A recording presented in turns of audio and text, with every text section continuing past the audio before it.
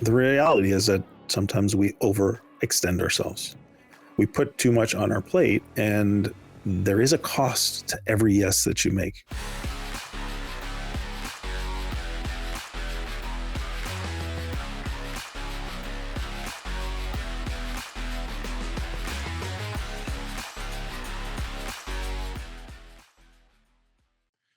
Have you ever said yes to something you really didn't want to do just to avoid feeling guilty? Whether it's another late night at work or a last minute favor, dads often struggle with saying no. But what if saying no could actually make you a better dad, partner, and person? So today, we're going to be talking about how to say no without guilt. And before I bring Drew to the digital stage properly, just want to say that you're watching Dad Central, a parenting podcast to reduce stress and build confidence in fatherhood. And our show is sponsored by Dove Men Plus Care, because Dove Men Plus Care believes cares the best of a man, because when men care for themselves and others, there's a positive impact. I was going to say no, Drew, you can't speak, but how you doing? I'm good, Ed. I'm good. Good. Enjoying the change of season? Yes and no, but we're going to focus on the yes. Okay, go ahead. Yeah. Okay. Yeah. So today we're going to talk about three things. We're going to talk about why dads struggle with saying no. We're going to understand the cost of saying yes too often. We're going to give you a framework how to say no without guilt. And then we're going to help you reframe guilt from letting down people to lifting yourself up. So I'm really looking forward to this conversation, Ed, because this is relevant and timely, both for me, but also I'll share some stories from dads I've coached. Yeah, one of the things I learned a long time ago, no is a complete sentence. But I don't know if anyone's Mm, ever heard of that term before. I think for a lot of dads and for a lot of people in general, but we're focusing on dads, fathers, and meal caregivers, no can be very difficult. And sometimes we get overwhelmed because we don't say no. So let's start off with our first yeah. conversation area about understanding the cost of saying yes too often. What are your thoughts Well, on that? Ed, before we get there, let's talk about why dads struggle say no, or maybe you can even share if you've ever experienced this, struggling to say no sometimes. What's Oh, been the oh reason yeah. behind it? Oh yeah, because many of us are people pleasers, and we want to please people, and we Right. think that and uh, there's, I think in some guys, not all, this thing that we can do anything. Our we're limitless and boundless, and sometimes I can get the best of us, and especially when it comes to Yeah. family, we want to be there in a lot of dads, fathers, and meal caregivers want to be there in every possible capacity for their kids and their family, and it isn't always possible. Hmm. Yeah, definitely. In the context of sometimes as a dad, it's hard to say no to your kids because it's going to result in some big feelings on their kids. That could be that, they feel disappointed. And who wants to discipline another person? No one really. But in particular, that can be hard, especially because kids, they're ruled by emotion, really young, and and of course, hopefully they grow out of it, but they need also some examples to model so they can grow out of it. But I think that's true. We have placed high expectations on ourselves. We want to perform well. We want to achieve goals, and sometimes, that means that other people are going to rely on us. And we also, it feels good. It feels good to be relied on, doesn't it? And so if somebody's knows that we'll always say yes, and they can come to us, and that feels good. It helps us feel good. But again, it may not be the healthiest. And that final thing I might say is that we might just have this sense that we're just not enough, and so in order to feel like more than enough, we'll say, okay, well, I can say yes, I can do this, I can let people know, and it helps again with this idea of filling that void where we feel like we're not good enough if we don't actually meet everyone else's needs or expectations or show them that at least we think we can do that. So yeah, there's a lot. We've addressed, I think, a few things here, but I think it's important to recognize that because first step of growth always comes from awareness. So if you heard yourself in any of those, it's a good thing. Because now you know, as we go through this conversation, how we can move forward from there and make different choices. I just want to add too that some of the challenge of saying no can be built up by cultural or societal expectations. Those can come into the True. the world dads of, it can be also feeling guilty. And also you don't want to as Drew said, you don't want to disappoint others. You don't want to disappoint yourself. But let's get into understanding the costs of saying yes too often. Drew? Yeah. Well, uh, the reality is that sometimes we overextend ourselves. We put too much on our plate, and it ultimately takes too much energy, too much time, too much money to actually be able to deliver on that yes. And in those it also might take time away from other things that are important, that are on our priority list, but we allow others to encroach on.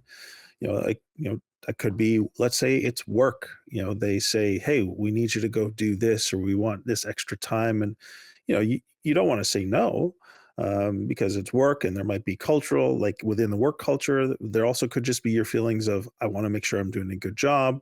But really, your family needs you at home. And work is notorious for overstepping and pushing you beyond what is actually reasonable.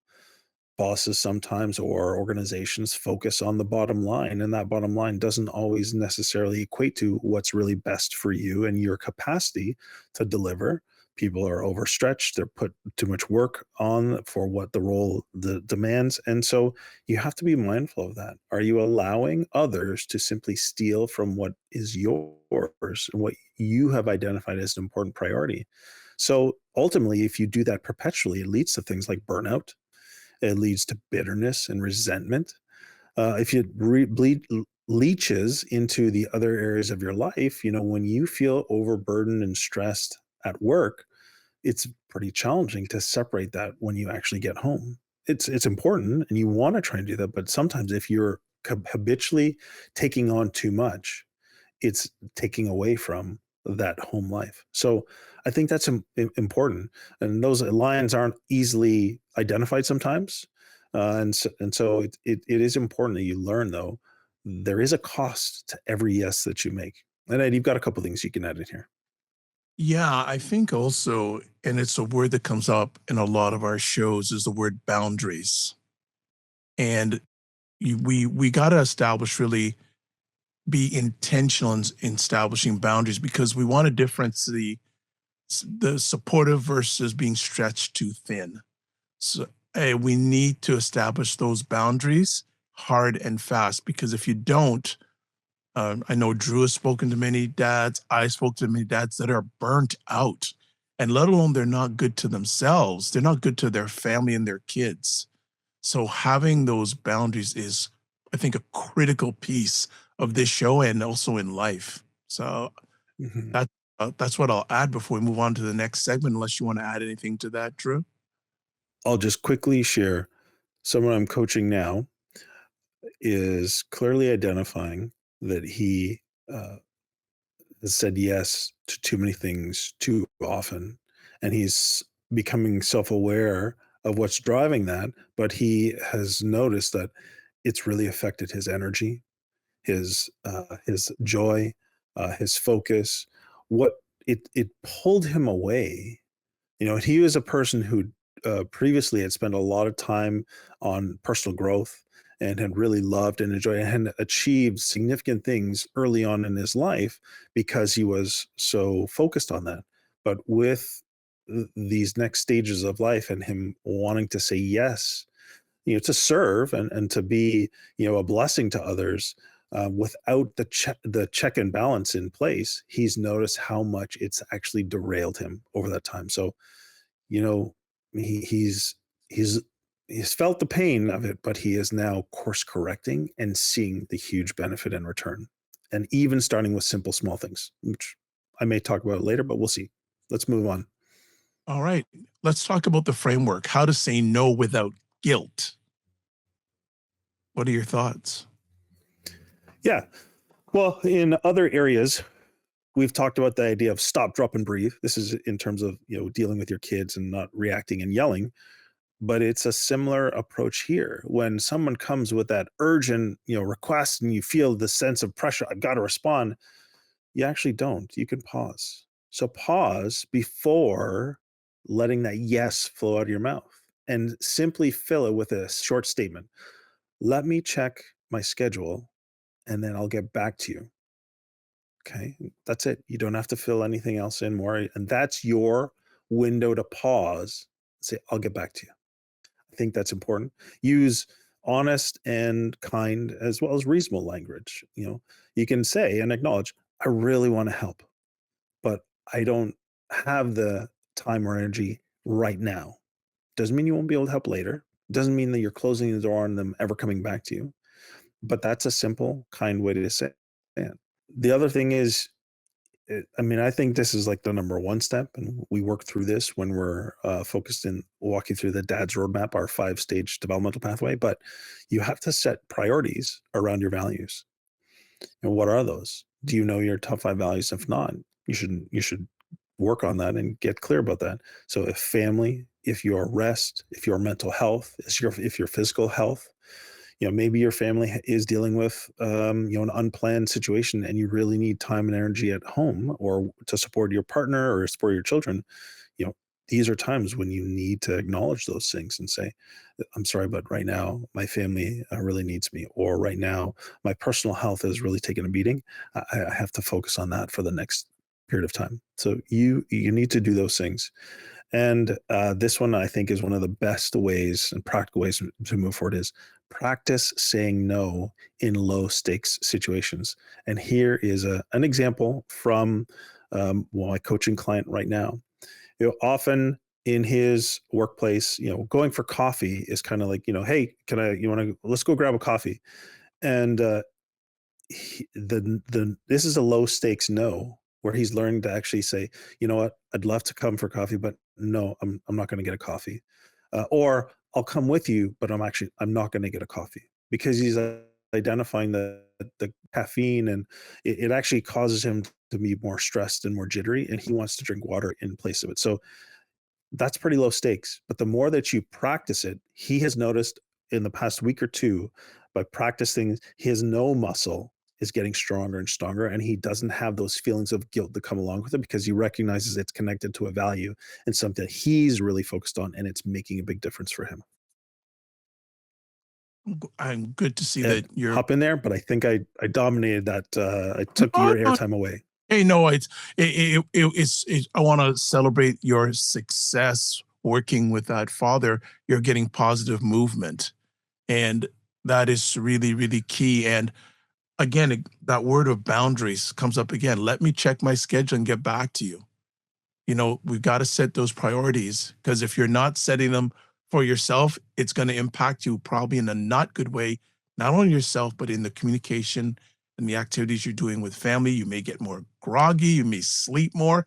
They need you as much as possible at your best. So set those boundaries and be intentional with those boundaries. It's so key. And I like the suggestion there. Start small, like low priority things instead of the big things, but start Low small and stakes, not a low yeah, priority, low stakes. well, low stakes things and move up from there. So I think it's a great practical strategies to get to where you need to be, especially for yourself, but also for your family and kids. Let's talk about our final segment, reframing guilt from letting down to lifting up. Yeah. How you think about this boundary, or how you think about what's going to happen afterwards, will probably impact what you feel. So there's obviously deeper work here that we're not going to get into in this conversation, but the reality is you have to recognize what's going on, and ultimately you have to make a choice that what you might be feeling because of pre-programmed or subconscious thoughts you have in terms of, I can't say no, or like, what are they going to think of me, and you begin perpetuating those negative thoughts. You have to actually make a conscious choice. No, this value or this priority is more important to me, so I'm going to push through the discomfort that I might feel, and I'm going to choose to say no. Because the reality is, just like the children's book I referenced before, what am I feeling? A feeling is just a feeling. It's not in control of you. And so I would challenge listeners that if you find yourself getting kind of hesitant or starting to think these self-critical thoughts around the idea of even saying no to somebody else, there's some deeper underlying beliefs, limiting beliefs that hold back. But I want to encourage you to say, try this in these low stake situations and start to begin to say no. And you'll find out that maybe those fears or other things are not actually going to come about. And that feeling will no longer control you and stop you from going to say no when it really matters. So, and the reality is the more that you establish a healthy boundary or begin to say no to certain things that are not in your best interests, the more that people begin to actually respect you. They begin to honor you and they begin to recognize, oh, this person cares about this and their values, and they respect the fact that you have values or you have priorities and you follow through on those. They actually begin to learn to trust you more, which is counterintuitive. Your fear is that they're not going to, but they will. And I want you to know that that's really important, especially when you think about, would you want your child as they grow up to be a constant yes person when they really should be saying no to protect themselves?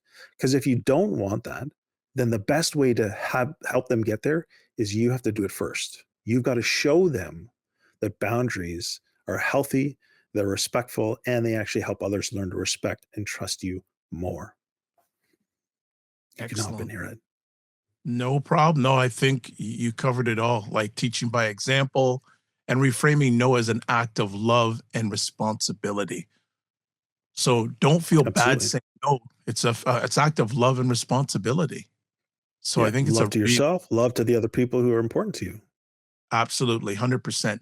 So as we wrap it up today, let's just do a recap of what we talked about today. We talked about understanding the costs of saying yes too often. We also talked about the framework, how to say no without guilt. We also chatted about reframing guilt from letting down to lifting up. So talking points are just things you also want to take away. Why guilt shows you care, but it doesn't have to control you. Then also reframing no as an act of love and responsibility. And then teaching kids by example. Boundaries is a healthy behavior. Also, saying no with respect builds stronger confidence, and boundaries protect your time, energy, and relationships. And I love this one especially. Every yes comes with a cost. Choose consciously. So remember, dads, saying no is not shutting people out, it's making space for what truly matters. Start small this week. Pick one thing to say no to and notice how it changes your energy and your connection with your family. Drew, do we have a resource we want to share with our family today? Yeah, our resource is a new course that's going to be available. Not sure if it'll be available when this podcast is published, but it's got a audio lesson specifically on boundaries, and it's got a worksheet around this as well to help you get clear. It also has great resources on priorities, on values, helping you get certainty and clarity and be able to know how to make decisions that align with your priorities. So that is a digital course. It's built off of our dad's roadmap, which is our 5-stage developmental pathway that helps dads go from tired, stressed, overwhelmed to becoming much more calm, confident, and connected dads to themselves, to their family, and just generally. Fantastic. So, as always, want to thank everyone for taking the most important thing they have, their time to share with us. And as always, don't just manage your time, manage your energy. Remember to give yourself grace, and we'll see you soon. Be well.